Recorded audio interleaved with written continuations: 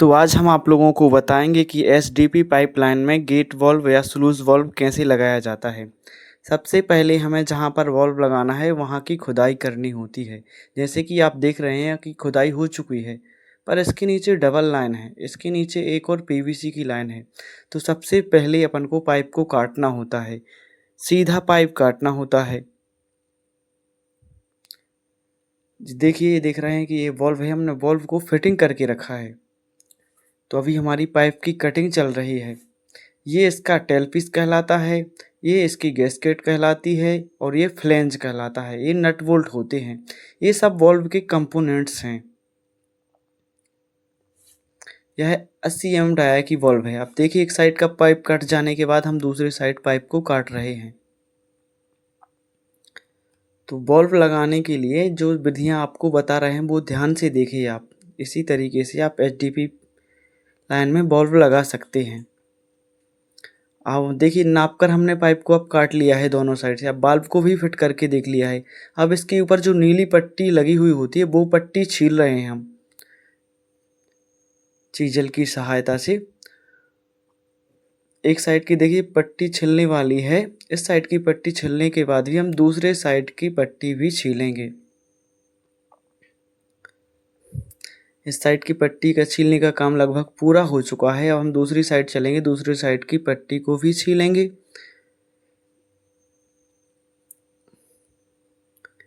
काफ़ी आसानी से आप बाल्ब को लगाना सीख सकते हैं।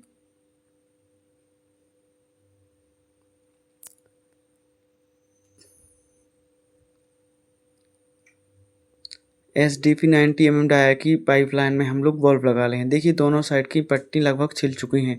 अब पाइप को भी छील लेंगे। जब तक यह ब्लू कलर की लाइन है, जब तक यह ब्लू कलर की लाइन गायब नहीं हो जाती तब तक हम पाइप को छीलते रहते हैं। देखिए, पाइप एक साइड का छिल गया है, अब एक साइड का और छील रहे हैं। तो लगभग दोनों साइड का पाइप छिल गया। अब हल्की सी मिट्टी और लगी थी तो वो मिट्टी और निकाल रहे हैं, क्योंकि इसके नीचे एक और पाइप लगा हुआ है। तो दोनों साइड का पाइप लगभग छिल गया है। दोनों साइड के मुंह भी बन चुके हैं पाइप के। अब हम पाइप मुंह बन जाने के बाद में पाइप को अच्छी तरीके से साफ भी कर लेंगे, ताकि कपलिंग में कोई दिक्कत ना जाए। देखिए, ये पाइप साफ कर रहे हैं ताकि कोई भी मिट्टी ना लगी हो उसमें। तो ये पाइप सर, अब दूसरा हम लोग क्या करते हैं, कपलर पहना देते हैं दोनों साइड के मुंहों पर पाइप के। देखिए, कपलर पहना दिया है और कपलर को लगभग ठोक भी रहे हैं अंदर तक। अब कपलर पहनाने के बाद हम लोग नाप रहे हैं कि कितना कपलर अंदर जाना है और कितना बाहर रहना है। देखिए, हल्का सा ज़्यादा अंदर चला गया था। अब यह आरी ब्लेड से हम लोग इसका निशान लगा लेंगे, ताकि पाइप टेल पीस में कपलर घुसने के बाद निशान पर्याप्त दिख सके। अब पूरा कपलर को अंदर की ओर ठोक लेंगे हम, क्योंकि बाल्ब में पर्याप्त जगह होती है, उतनी ही जगह छोड़नी होती है। अब एक साइड का कपलर पहनाने के बाद हम दूसरी साइड का कपलर पहनाएंगे। तो दूसरी साइड के पाइप के मुंह को भी हल्का सा साफ कर लेंगे, क्योंकि काम करते वक्त इसमें थोड़ी सी मिट्टी और लग गई थी। देखिए, अब दूसरी साइड का भी कपलर हम लोग पहना रहे हैं।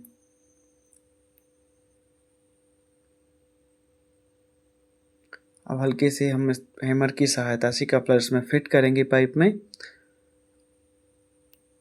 कपलर फिट हो गया है पाइप में। इसमें भी हम थोड़ी सी मार्किंग कर लेंगे ताकि निशान दिखता रहे। अब दोनों साइड के सिरे को हम लोग सीधा कर लेंगे और बाल्ब लगा कर देख रहे हैं फिट करके। देखिए, यह है 80 mm डाया की बाल्ब, जो कि 90 mm डाया की पाइपलाइन में लग रही है। जो वॉल्व है वो 80 की है, पर जो पाइप का डाया है वो 90 का है, क्योंकि इसमें टेल पीस की वजह से फिटिंग हो जाती है आसानी से। अब देखिए, हम लोग वॉल्व को फिट कर रहे हैं हल्का सा हैमर की सहायता से, सीधा स्ट्रेट मिलाते हुए हैं वॉल्व को।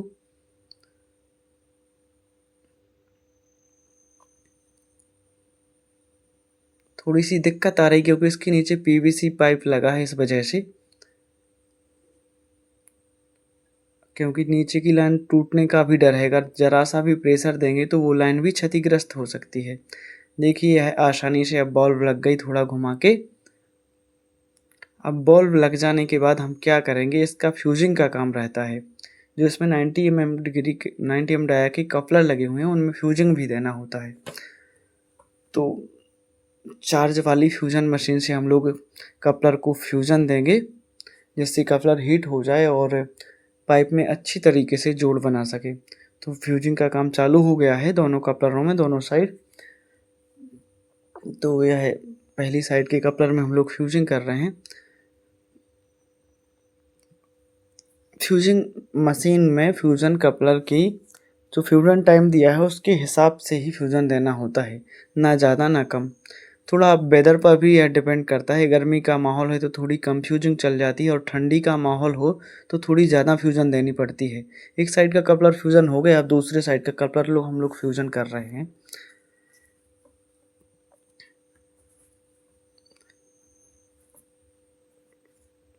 चेक कर रहे हैं कि कपलर गर्म हुआ है कि नहीं है। देखिए अब फ्यूज़न का काम हो गया है कंप्लीट। अब हमको इसका करना है बैक फिलिंग का काम, क्योंकि यह ऐसा गड्ढा तो नहीं छोड़ सकते। तो अब बैक फिलिंग का काम कर रहे हैं हम लोग। देखिए लगभग यह बैक फिलिंग कंप्लीट होने वाली है। अब इसके ऊपर जो पट्टियाँ बिछी हुई थी स्टोन प्लेट्स, उन स्टोन प्लेट्स को हम लोग जैसे कि तैसा जमाएंगे, ताकि बल्ब भी सही रहे और रास्ते में भी कोई दिक्कत ना हो। देखिए बढ़िया से हम लोगों ने बैक फिलिंग कर दी है। अब हमारी बल्ब लगने का काम हो चुका है पूरा। धन्यवाद।